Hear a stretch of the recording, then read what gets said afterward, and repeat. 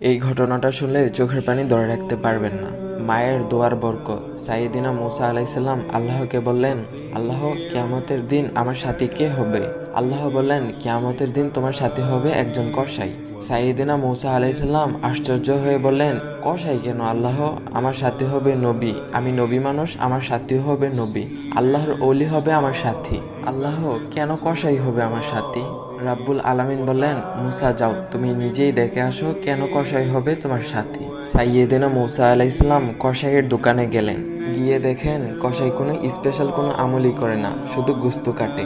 সারাদিন গোস্ত কাটার পরে বিকেলে বড় একটা গোস্তর টুকরো প্যাকেট করে নিয়ে বাড়ির দিকে রওনা হন কসাই। সাইয়েদিনা মুসা আলাইসাল্লাম তিনিও কসার পিছনে পিছনে ছদ্মবেশে রওনা হয়ে যান। কসাইয়ের বাড়ি ঢোকার পর সাইয়েদিনা মুসা আলাইসাল্লাম দরজায় নক করলেন। কসাইও দরজা খুলে দিলেন। সাইয়েদিনা মুসা আলাইহিসসালাম পরিচয় গোপন রেখে বললেন, আমি একজন মুসাফির, আজ রাতে আপনার বাড়িতে থাকতে চাই। কসাই বললেন, আহলান সাহলান, আসেন ঘরের মধ্যে, আপনি এই ঘরে বসেন, পাশের ঘরে আমার একটু কাজ আছে। পাশের ঘরে যেয়ে কসাই মাচার উপর থেকে বৃদ্ধ একটা নারীকে নামিয়ে নিজ হাতে গোসল করিয়ে টাওয়াল দিয়ে গা মুছে দিলেন। গোস্ত রান্না করে রুটি বানিয়ে রুটি আর গোস্ত দিয়ে বৃদ্ধ মহিলার মুখে তুলে দেন।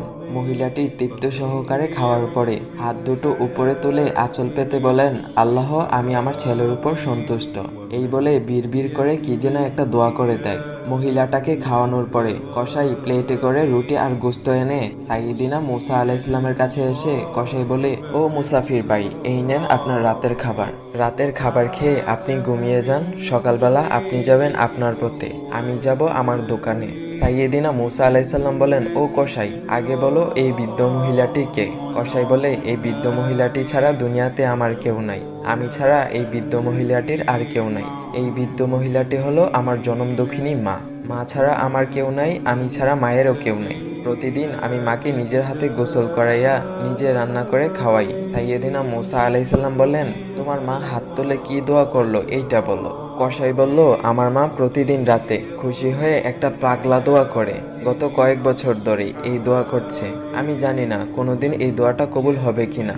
সাইয়েদিনা মুসা আলাইহিসসালাম বললেন, কি দোয়া করে? কসাই বলে, আমার মা খুশি হয়ে দু চোখের পানি ছেড়ে দিয়ে দুহাত তুলে বলে, আল্লাহ, আমার ছেলের উপর আমি অনেক সন্তুষ্ট। শুনেছি এই জামানার বনি ইসরায়েলের সবচেয়ে বড় পয়গাম্বর, তার নাম নাকি মুসা কারিমুল্লাহ। আমি তোমার কাছে দোয়া করে গেলাম, আমার ছেলেকে তুমি মুসা নবী